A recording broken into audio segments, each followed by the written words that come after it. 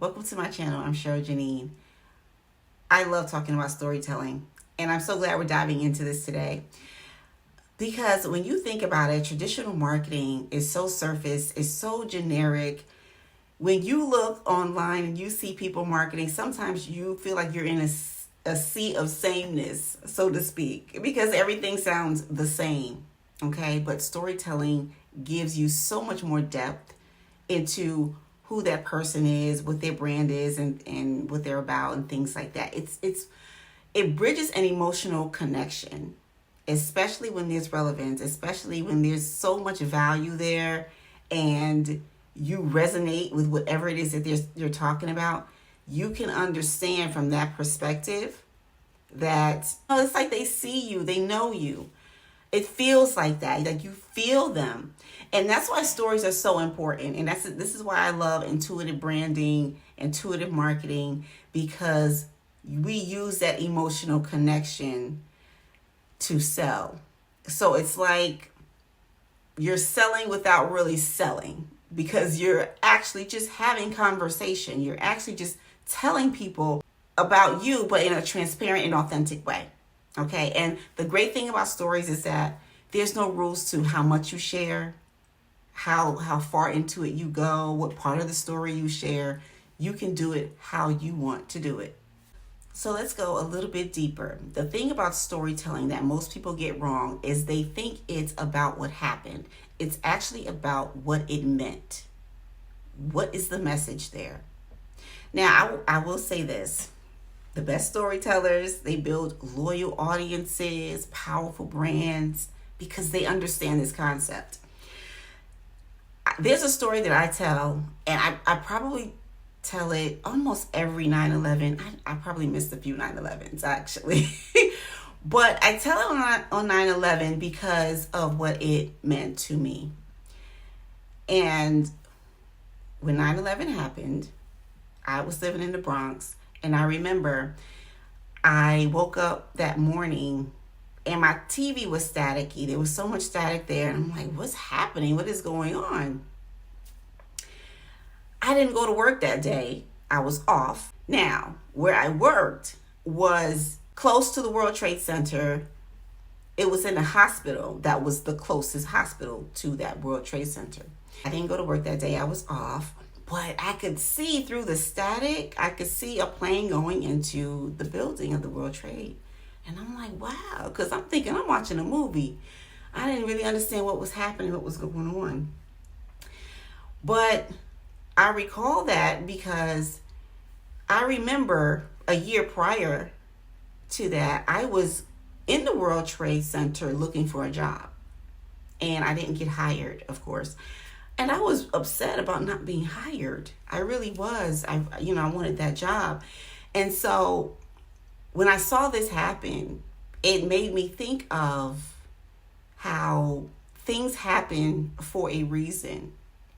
And I didn't get that job because I wasn't supposed to be in that particular building. I wasn't supposed to be there. I wasn't supposed to have it. I just wasn't supposed to have it. But the message is that sometimes we think things don't happen for us because it's a punishment or it's just a disappointment, and it frustrates us because it's like, why didn't this happen for me?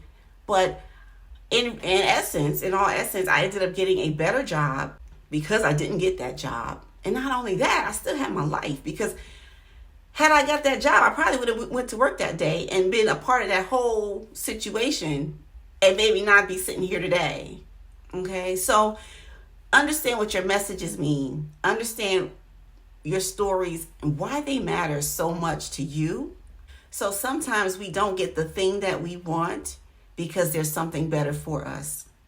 Sometimes we don't get the thing that we want because it's protection. So we have to know what our story is, how to communicate that in a way that not only informs people, but influences them as well, so they can understand what this message is all about, right?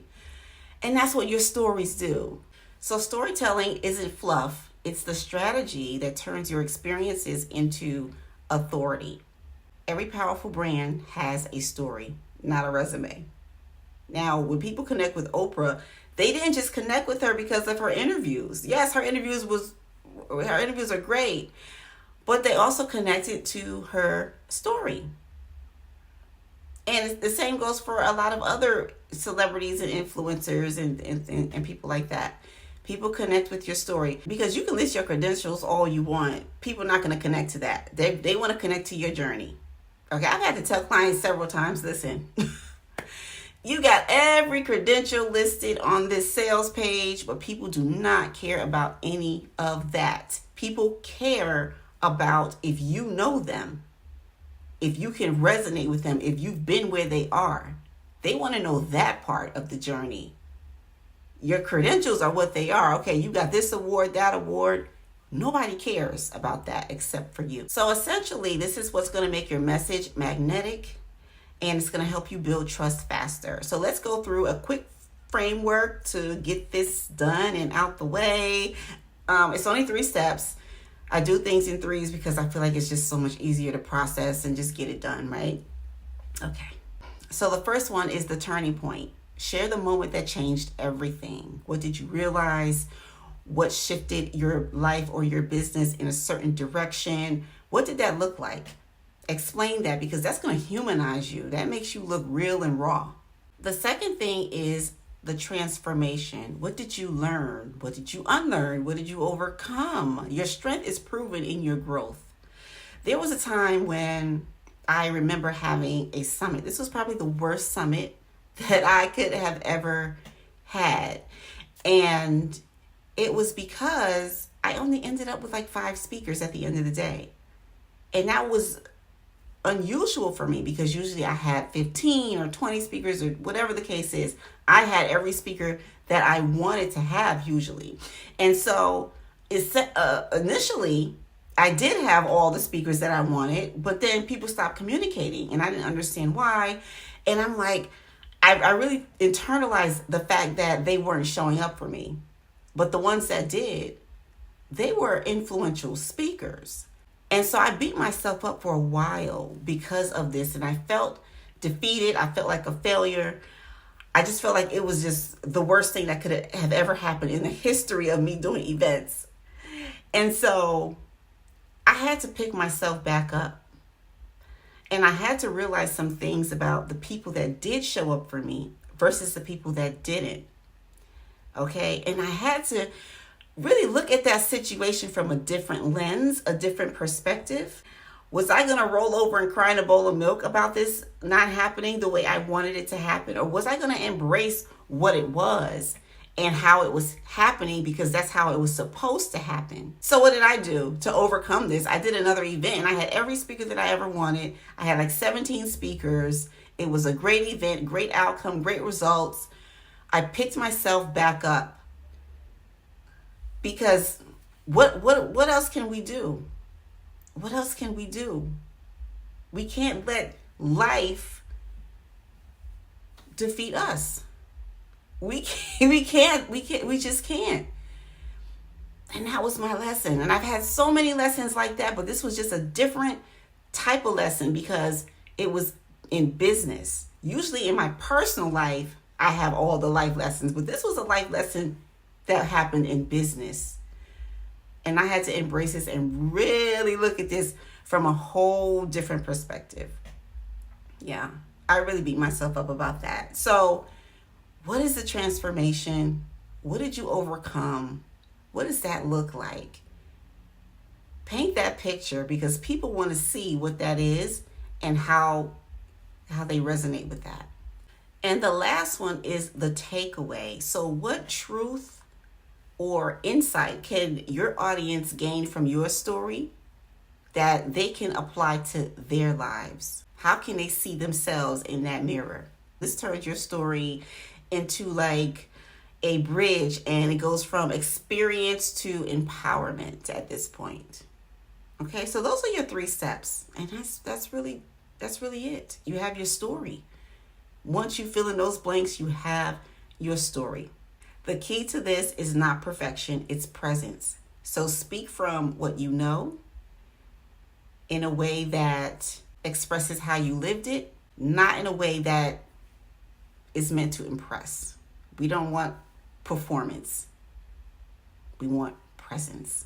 So when your audience feels you, they trust you, they remember you, it's just such an easier process when you are creating offers and you are putting them out there to sell. So I will say this, when you are creating your story, it should be conducive to your offer. Okay, it should be, because it has to make sense. There's a transition that should happen between your story and your call to action for that particular offer.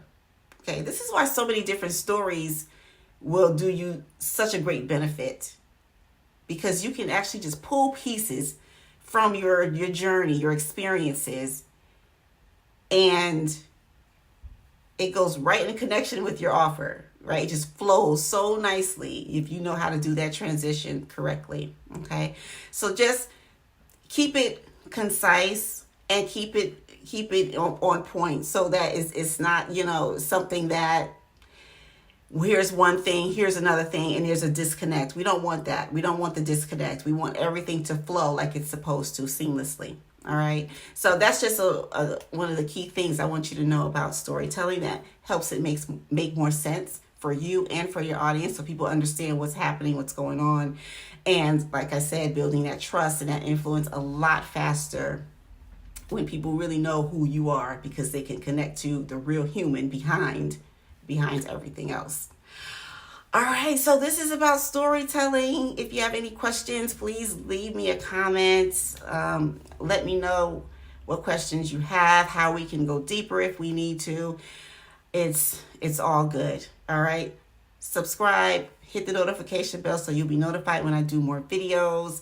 And until next time, I'll see you soon.